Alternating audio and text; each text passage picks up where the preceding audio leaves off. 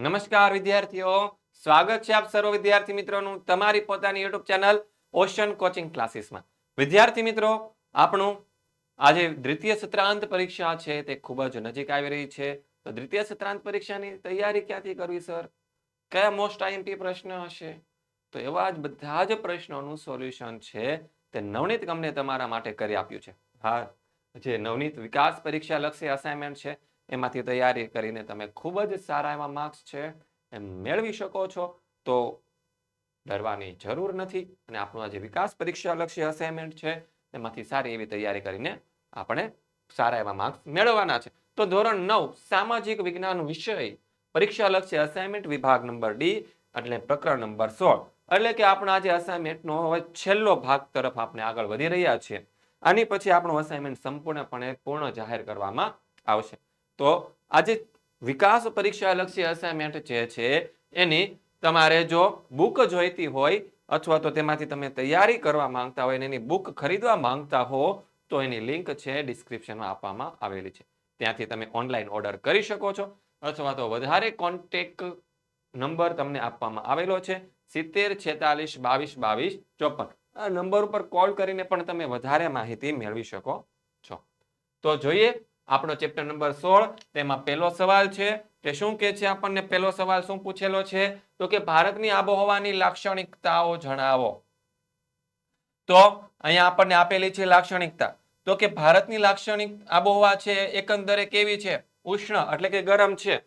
ઉત્તરના ઊંચા પર્વતીય પ્રદેશોને બાદ કરતા બાકીના પ્રદેશોનું તાપમાન શિયાળામાં પણ 0°C જેટલું નીચે જતું નથી.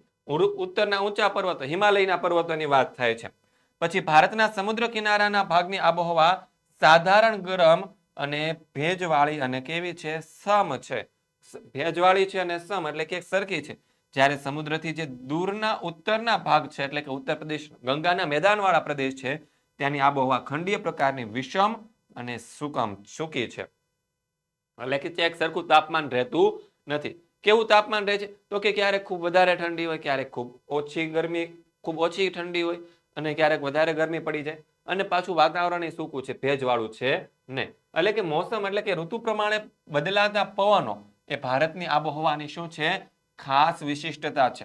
અહીં ઉનાળાના અંતે છે, ઉનાળો પૂરો થવા આવે ત્યારે સમુદ્ર ઉપરથી જમીન તરફ અને શિયાળામાં છે શિયાળાની ઋતુમાં જમીન પરથી સમુદ્ર તરફ છે એ મોસમી પવનો વાય છે.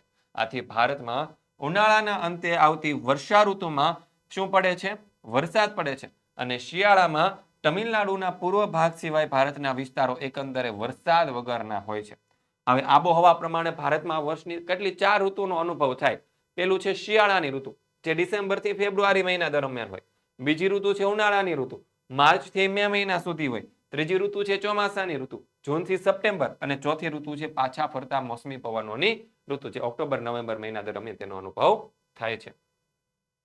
ભારતમાં સૌથી વધારે ઠંડી છે એ હિમાલયના પર્વતીય પ્રદેશના ઉત્તર ભાગમાં તથા સૌથી વધુ ગરમી છે એ રાજસ્થાનના રણ પ્રદેશમાં પડે છે. શિયાળામાં જમ્મુ કાશ્મીરમાં આવેલો છે દ્રાસનું તાપમાન છે એ -45°C જેટલું તાપમાન જતું રહે છે અને જ્યારે ઉનાળામાં રાજસ્થાનમાં આવેલું છે શ્રી ગંગાનગરનું તાપમાન છે એ 51°C જેટલું ઊંચું નોંધાય છે. એટલે ખૂબ ગરમી પડે છે. ભારતમાં શિયાળો છે એકદમ સ્ફૂર્તિદાયક અને આરોગ્યવર્ધક ઋતુ છે અને ભારતમાં આ ઋતુમાં એટલે કે શિયાળાની ઋતુમાં ઉત્તર પૂર્વના જે મોસમી પવનો છે તેવાય જેના કારણે શું થાય છે? કોરોમંડળ કિનારા સિવાય અન્યત્ર સૂકા અને ઠંડા પવનો હોય. ઉનાળો છે એ ગરમ, સૂકી અને અકળાવનારી ઋતુ છે. ઉત્તર ભારતમાં અને ખાસ કરીને વાયવ્ય ભાગમાં તેની તીવ્ર અસર વર્તાય છે. દક્ષિણ ભારતમાં ઉનાળો પ્રમાણમાં કેવો હોય છે? નરમ, એટલે બહુ વધારે ગરમી પડતી નથી, નોર્મલ તાપમાન હોય છે. ભારતમાં વર્ષા ઋતુ સૌથી અગત્યની ઋતુ છે. ભારતમાં વર્ષા ઋતુ છે તે સૌથી અગત્યની ઋતુ છે. કેમ? તો કે આ ઋતુમાં નૈઋત્યના મોસમી પવનો છે તે સમગ્ર ભારતમાં શું લાવે છે? વરસાદ લાવે છે અને વર્ષનો બહુ મોટો ભાગ હોય છે તે વરસાદ આ ઋતુમાં પડે. હવે ભારતમાં જે વિશ્વના સૌથી વધુ વરસાદવાળા પ્રદેશો છે તેમજ નહિવત વરસાદવાળા પ્રદેશો છે એ પણ આવેલા છે. કેમ? સૌથી વધારે વરસાદી ભારતમાં પડે, સૌથી ઓછો વરસાદી ભારતમાં પડે, એવા બંને પ્રકારના પ્રદેશો છે ભારતમાં આવેલા છે. મેઘાલયમાં વાર્ષિક છે એટલે કે આ વર્ષનો 400 સેમી કરતા જેટલો વરસાદ પડે, જ્યારે જમ્મુ કાશ્મીરનો જે લેહ વિસ્તાર છે ત્યાં રાજસ્થાનના રણ પ્રદેશમાં વાર્ષિક માત્ર કેટલો પડે છે? તો કે 10 થી 12 સેન્ટીમીટર જેટલો જ વરસાદ પડે. અને મેઘાલયમાં આવેલ જે મોસીનરમ અને ચેરાપુંજી છે તેમાં આશરે 1200 સેન્ટીમીટર જેટલો વરસાદ પડે, જે વિશ્વમાં સૌથી વધુ વરસાદ નોંધાવે છે.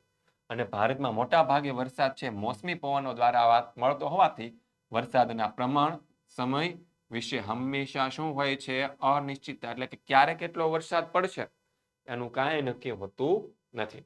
હવે બીજો સવાલ છે, આબોહવાને અસર કરતા પરિબળોની ટૂંકમાં માહિતી જણાવો. તો આબોહવાને અસર કરતું પહેલું પરિબળ એટલે કે અક્ષાંશ. તો કે આબોહવાનું તત્વનું વિતરણ છે એ મહદ અક્ષાંશોને અનુસરે છે. આપણો ભારત દેશ છે તે 84 અંશ ઉત્તર અક્ષાંશ અને 376 અંશ ઉત્તર અક્ષાંશની વચ્ચે આવેલો દેશ છે. એટલે કે કર્કવૃત્ત ઉત્તર અક્ષાંશ એટલે કે 23.25 અંશ ઉત્તર અક્ષાંશ વૃત્ત તેના લગભગ 2 ભાગમાં વહેંચે છે. કર્કવૃત્તની દક્ષિણનો ભાગ છે તે ઉષ્ણકટિબંધમાં અને ઉત્તરનો ભાગ છે તે સમશીતોષ્ણ કટિબંધમાં.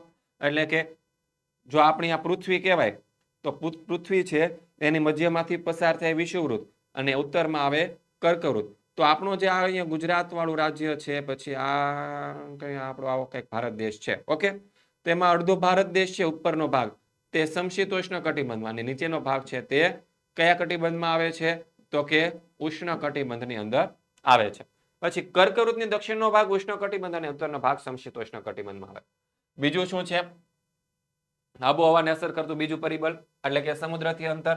સૂર્યની ગરમી છે એ સંઘરવાની અને તેને આપલે કરવાની શક્તિ છે એ જમીન અને પાણીમાં અલગ અલગ છે. હવે દ્વીપકલ્પીય ભારતના સમુદ્ર કિનારાના ભાગો છે તે સમુદ્રની અસરથી લગભગ 12 માસ સમ આબોહવા ધરાવે છે. દ્વીપકલ્પીય એટલે કે દક્ષિણ ભારતની વાત થાય છે, ઓકે. આ જે દ્વીપકલ્પીય આ ભાગ છે ત્યાં ત્રણેય બાજુ સમુદ્ર છે, આથી આ ભાગની અંદર છે સમ આબોહવા જોવા મળે છે. જ્યારે ઉત્તરનું મેદાન છે સમુદ્રથી દૂર આવેલું હોવાથી ત્યાંની ખંડીય આબોહવા છે એ વિષમ એટલે કે ઉનાળામાં ઘણી ગરમ અને શિયાળામાં કેવી રહે છે? ઠંડી રહે છે. હવે અહીંયાનો ભાગ જોઈ લઈએ આપણે, ઓકે. તો આ જે ઉત્તરનું જે આ મેદાન છે તે દરિયા કિનારાથી કેવું આવેલું છે? ખૂબ જ દૂર આવેલું છે. અને ખૂબ જ દૂર આવેલું હોવાથી ઉનાળામાં શું થાય છે? બહુ વધારે ગરમી પડે. શિયાળામાં શું પડે? તો કે ખૂબ વધારે ઠંડી પડે. અને દાખલા તરીકે મુંબઈનો સમુદ્ર કિનારે હોવાથી ત્યાંની આબોહવા કેવી છે? સમ છે. જ્યારે દિલ્હી છે સમુદ્ર કિનારાથી દૂર હોવાથી ત્યાં આબોહવા કેવી છે? વિષમ જોવા મળે છે. પછી ભૂપૃષ્ઠની ઊંચાઈ છે વરસાદમાં વધારો કરે છે. હિમાલય પર્વતનો બહુ ઊંચા શિખરો 12 માસ બરફથી છવાયેલા રહે અને ભેજવાળી હવા છે તે ઊંચે ચડતા શું થાય? ઠંડી પડે અને આપણને વરસાદ આપે. દાખલા તરીકે અસમ અને મેઘાલયના જે પહાડી વિસ્તાર છે એમાં જેમ જેમ ઊંચાઈ વધતી જાય તેમ વરસાદનું પ્રમાણ વધતું જાય. ચોથું છે વાતાવરણીય દબાણ અને પવનો. તો કે ભારતની ઉત્તર પૂર્વીય વ્યાપી પવનો ક્ષેત્રમાં આવેલા છે અને આ પવનો ઉત્તર ગોળાર્ધના ઉષ્ણકટિબંધીય ગુરુભારપટના ભારે દબાણના પટ્ટાઓ દ્વારા સર્જાય અને તે પૃથ્વીની પરિભ્રમણને લીધે થોડા મરડાઈને વિષુવવૃત્ત તરફ વાય છે. આ પવનો ભૂભાગમાંથી ઉત્પન્ન થઈને વાતા હોવાથી તેમાં ભેજ હોતો નથી, પરંતુ ભારતની દક્ષિણે જે હિન્દ મહાસાગર આવેલો છે, પશ્ચિમે અરબ સાગર આવેલો છે અને પૂર્વની અંદર બંગાળની ખાડીની જે વિશાળ જળરાશિ ઉપરથી વાતા આ પવનો કેવા બને છે? ભેજવાળા બને અને ભારતમાં શું આપે છે? સારો એવો વરસાદ આપે છે. હવે જોઈએ શિયાળામાં હિમાલયના જે પર્વતીય ક્ષેત્ર છે ત્યાં ભારે દબાણ હોય છે, તેથી અહીંયાના જે ઠંડા અને જે સૂકા પવનો હોય ને એ દક્ષિણ ભારતની અંદર જે હળવા દબાણવાળા સમુદ્રી વિસ્તારો છે ને એના તરફ હોય અને ઉનાળામાં ઉત્તર ભારતમાં ઊંચા તાપમાનને કારણે હલકું દબાણ સર્જાય અને આ સમયે જે હિન્દ મહાસાગર પર ભારે દબાણ હોય તેથી હિન્દ મહાસાગર ઉપરથી ઉત્તર ભારતના હલકા દબાણ તરફ પવનો વાય છે. તે ભેજવાળા હોવાથી વરસાદ લાવે અને દક્ષિણ પશ્ચિમ મોસમી પવનો કહેવાય છે. પાંચમું છે એ છે ભૂપૃષ્ઠ. તો કે હિમાલય ઉનાળામાં વાતા મધ્ય એશિયાના જે અતિશય ઠંડા પવનોને ભારતમાં આવતા રોકે છે. એટલે કે હિમાલયમાં જે ઉનાળામાં જે ઠંડા પવનો વાતા પવનો છે એ મધ્ય એશિયામાંથી જે અતિશય ઠંડા પવનો છે ભારતમાં આવતા હોય એને રોકે છે. તેથી શું થાય છે? ઉત્તર ભારતમાં શિયાળામાં પણ હુંફાળી આબોહવાનો અનુભવ કરાવે છે. ઉત્તર ભારત એટલે પર્વતીય વિસ્તારની વાત થાય છે. વળી આ જ હિમાલય છે એ ચોમાસામાં હિન્દ મહાસાગર પરથી આવતા ભેજવાળા પવનોને રોકીને ઉત્તર ભારતમાં શું અપાવે છે? સારો વરસાદ અપાવે છે. અને હિમાલયની જેમ પશ્ચિમ ઘાટ પણ ભેજવાળા પવનોને અવરોધી ભારતના પશ્ચિમ તટ પર ભારે વરસાદ વરસાવે છે. અને હિમાલય અને પૂર્વાંચલની ગિરિમાળાઓને લીધે ઉત્તર પૂર્વ ભારત ખૂબ જ વરસાદ પડે. ત્રીજો સવાલ, ભારતની શિશિર ઋતુ, શીત ઋતુ, શિયાળો. તો કે શિયાળાની ઋતુ કયા મહિનાથી? તો કે ડિસેમ્બર થી ફેબ્રુઆરી મહિનો. આ સમયે ભારતમાં સૂર્યના કિરણો કેવા પડે છે? તો કે સૂર્યના કિરણો ત્રાસા પડે. આથી તાપમાન કેવું રહે? નીચું રહે. આ ઋતુમાં ભારતમાં ઈશાની પવનો વાય તેમજ જમીન પરથી વાતા પવનો સૂકા અને ઠંડા હોય. આથી શિયાળામાં ભારતની આબોહવા કેવી હોય છે? એકદમ સૂકી અને ઠંડી હોય. આકાશ છે વાદળા વગરનું એકદમ સ્વચ્છ હોય અને ભેજનું પ્રમાણ કેવું હોય? ઓછું હોય. કોનું પ્રમાણ? ભેજનું પ્રમાણ કેવું હોય? ઓછું હોય. પરિણામે ભારતમાં શિયાળાની આબોહવા ખુશનુમા અને આરોગ્યપ્રદ હોય છે. ઉત્તર ભારતના વિસ્તારો દરિયાથી બહુ દૂર હોવાને કારણે તથા અમુક રેતાળ ભાગ હોવાને કારણે તે શિયાળાનું તાપમાન કેવું રહે છે? ઘણું નીચું.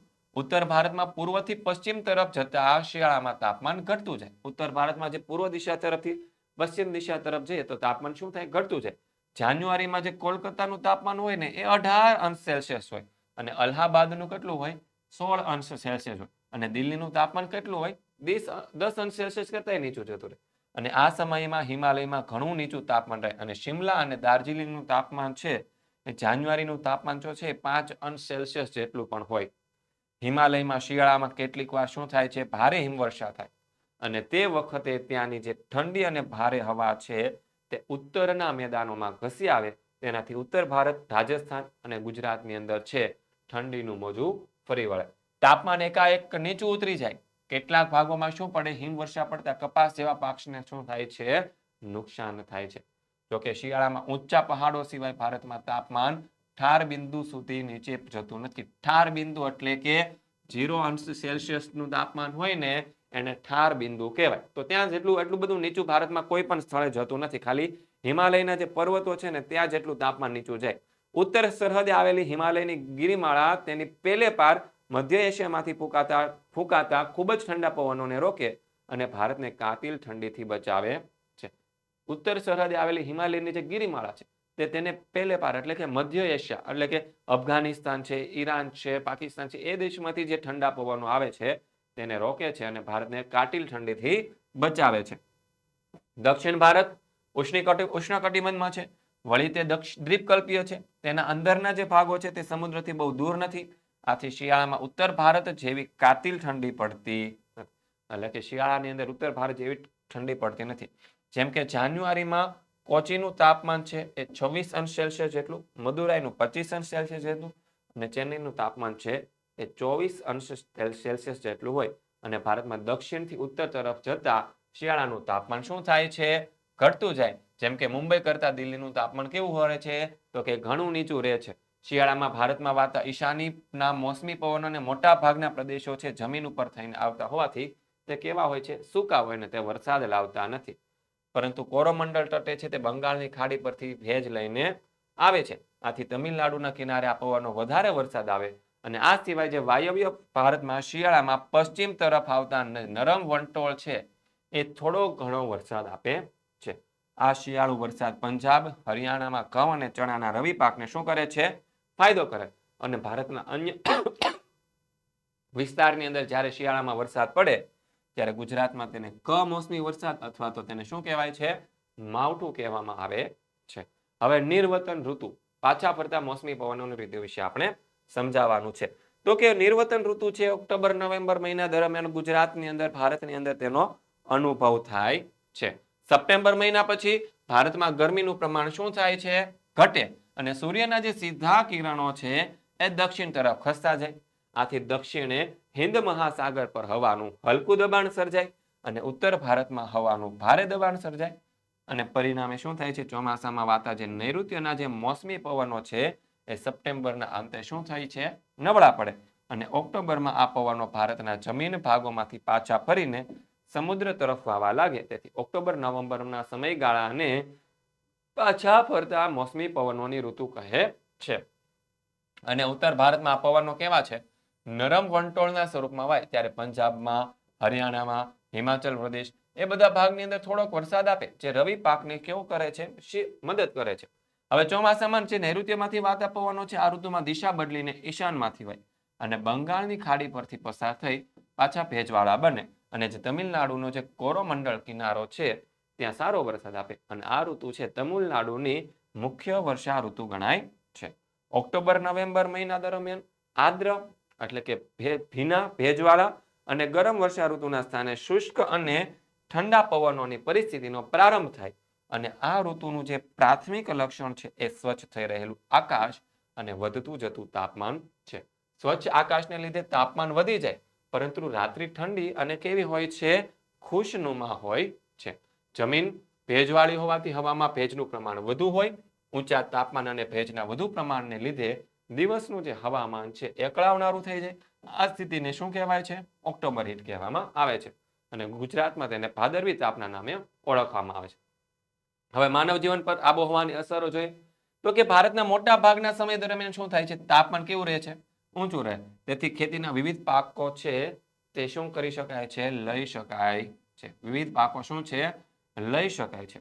દેશમાં વરસાદ ઘણો અનિયમિત પડે છે. તેને લીધે પાકોના ઉત્પાદનમાં શું થાય છે? મોટી વધઘટ થાય છે. આથી દેશના કેટલાક ભાગોમાં અવારનવાર અછત અને દુષ્કાળની પરિસ્થિતિનું સર્જન થાય. પછી ભારતમાં ચોમાસામાં જ મોટા ભાગનો વરસાદ પડી જાય. ચોમાસામાં શું થાય? મોટા ભાગનો વરસાદ પડી જાય. જેથી શું થાય? સિંચાઈની સગવડો ન હોય ત્યાં માત્ર ચોમાસાની ઋતુમાં શું લઈ શકાય? વર્ષમાં એક જ પાક લઈ શકાય છે. પછી વર્ષા ઋતુની શરૂઆત કે સમાપ્તિ અનિશ્ચિત હોય છે. એટલે ક્યારે વરસાદ આવશે ને ક્યારે નહીં આવે, ક્યારે પૂરું થશે તેનું કંઈ નક્કી હોતું નથી. તેથી ખેતીને ઘણીવાર શું થાય છે? સમયસર વરસાદનું પાણી ન મળવાથી વાવણી થઈ શકતી નથી અથવા તો ઊભો પાક છે એ શું થાય છે? બળી જાય. એટલે કે સતત વરસાદ આવ્યા કરે તો ઉગેલો પાક પણ બળી જાય. તેથી ખેતીના પાક ઉપર શું થાય? માઠી અસર પહોંચે. હવે કેટલીક વાર ઓછા સમયમાં ભારે વરસાદ પડે અને ત્યારની પૂરની પરિસ્થિતિ સર્જાય. પરિણામે શું થાય છે? ઊભો પાક નાશ પામે. નદીઓમાં પૂર આવવાથી જમીનનું ધોવાણ થાય અને જમીનની ફળદ્રુપતા છે તે શું થાય છે? ઓછી થવાય અને ખેતીના ઉત્પાદનમાં ઘટાડો થાય. વર્ષા ઋતુ પૂરી થયા પછી ખેતરમાં કામ ન મળવાથી ખેત મજૂરો માટે છે આજીવિકાનો પ્રશ્ન ઉભો થાય અને તેઓ રોજગાર માટે શહેરોની અંદર સ્થળાંતર કરે. વરસાદની અનિશ્ચિતતા અનિયમિતતાને લીધે શું થાય છે? કપાસ, શેરડી, તમાકુ આવા બધા પાકો પર આધારિત ઉદ્યોગો જે હોય એને કાચો માલ મળતો નથી. પરિણામે એ ઉદ્યોગને શું કરવું પડે છે? નુકસાન સહન કરવું પડે છે. પછી અપૂરતા વરસાદને કારણે ભારતના ઘણા વિસ્તારો આજે પણ પાણીના પીવાના પાણીની તંગી ઊભી થઈ લોકોને ઘણી મુશ્કેલીઓ વેઠવી પડે છે. રણ વિસ્તાર અને પહાડોની તળેટીમાં રહેતા લોકોનું જીવન હાડમારી ભર્યું બને. પશુધન બચાવવું મુશ્કેલ થઈ પડે. આમ આબોહવાની માનવ જીવન ઉપર કેવી હોય છે? ગાઢ અસરો થાય છે. તેની સીધી અસર માનવીના ખોરાક, પોશાક અને વ્યવસાય અને રહેઠાણ ઉપર પણ થતી જોવા મળે છે. વિદ્યાર્થી મિત્રો, આપનો આજે સામાજિક વિજ્ઞાન વિષય છે એના વિશે વધારે અપડેટ મેળવવા માટે તમારે આપણા વોટ્સઅપ ગ્રુપની અંદર જોઈન્ટ થઈ જવાનું છે અને આપણી ચેનલ વિશે વધારે માહિતી મેળવવી હોય તો આપણો કોન્ટેક્ટ નંબર તમને આપવામાં આવેલો છે 7046222254. ત્યાંથી તમે વધારે માહિતી મેળવી શકો છો. તો વિદ્યાર્થી મિત્રો, આ તો સરસ મજાનું તમારું વિકાસ પરીક્ષા લક્ષી અસાઇનમેન્ટ વર્ષ 2025 નું સોલ્યુશન જે તમારી દ્વિતીય પરીક્ષા માટે તૈયાર કરવામાં આવેલું છે. હવે મળીશું આપણે નેક્સ્ટ વિડીયોની અંદર. તમારું જે આદર્શ પ્રશ્નપત્ર છે તેને લાઈવ લઈને આપણે આવવાના છીએ. તો બધા વિદ્યાર્થી મિત્રો આપણી સાથે જોડાઈ જાજો અને સારી એવી પરીક્ષાની આપણે તૈયારીઓ કરી લઈશું. ત્યાં સુધી દરેક વિદ્યાર્થી મિત્રોને જય હિન્દ, જય ભારત, જય જય ગરવી ગુજરાત.